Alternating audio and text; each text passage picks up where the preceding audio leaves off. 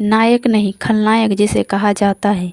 दोस्तों, आप सभी तो जानते ही होंगे संजय दत्त को। दोस्तों, बॉलीवुड में कई ऐसे एक्टर भी हैं जो इस बात को मानते हैं कि अगर ज़िंदगी किसी ने जी है तो वो संजय दत्त है। जी हाँ दोस्तों, आज के हमारे इस वीडियो में हम आपको बताएंगे कि आखिर कैसे संजय दत्त बिगड़ गए थे, क्या हालात थे, क्या क्या हुआ था उस वक्त, नरगिस तक ने क्या कहा था, सुनील दत्त ने क्या कहा था। आज के हमारे इस वीडियो में हम आपको वो सब बताने वाले हैं।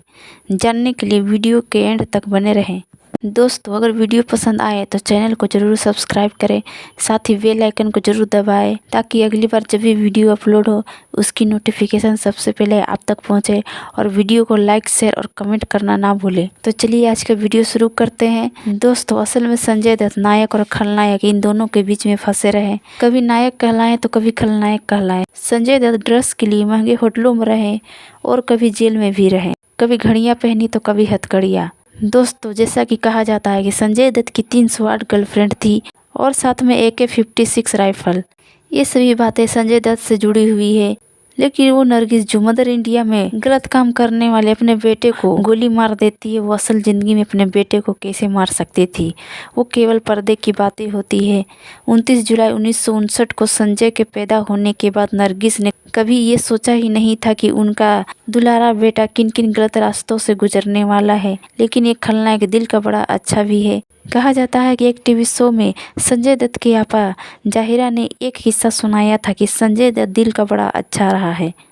एक बार ड्राइवर कासिम भाई ने सड़क पर गाड़ी के पास बार बार घूमने वाले एक बच्चे को तमाचा लगाया तो गाड़ी से घर लौटते हुए संजय बाबू खूब रोए। उस वक्त उन्हें गाड़ी को वापस लेनी पड़ी और उस बच्चे को दूध की बोतल दिलाई, तब जाकर संजय दत्त चुप हुए।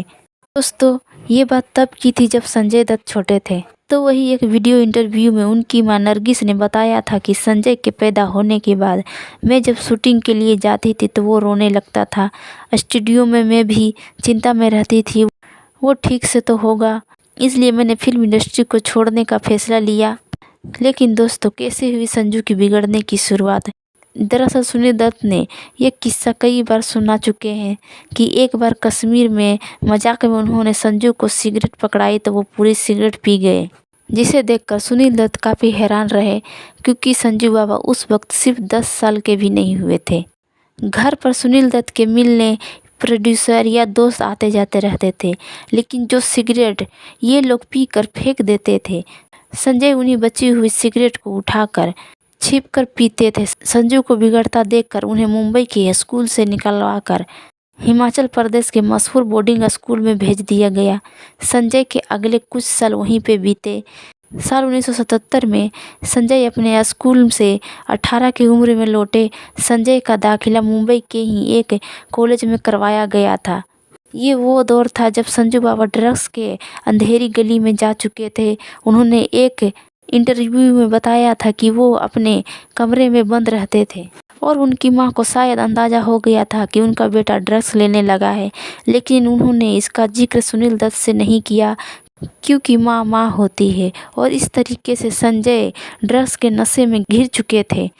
सुनील दत्त को जब पता चला कि उनके बेटे को ये आदत है तो उन्होंने बहुत कोशिश की संजय की आदतों को छुड़ाने की, पर संजय इन्हें नहीं छोड़ पा रहे थे। संजय दत्त ने एक टीवी शो में बताया था कि एक दिन सुबह मेरी आंख खुली, पास में मेरे एक नौकर खड़ा था। मैंने कहा भूख लगी है, कुछ खाने को लाओ। ये सुनकर उसकी आंखों में आंसू आ गए। वजह पूछी तो बोला आप 2 दिनों बाद सोकर उठे हैं।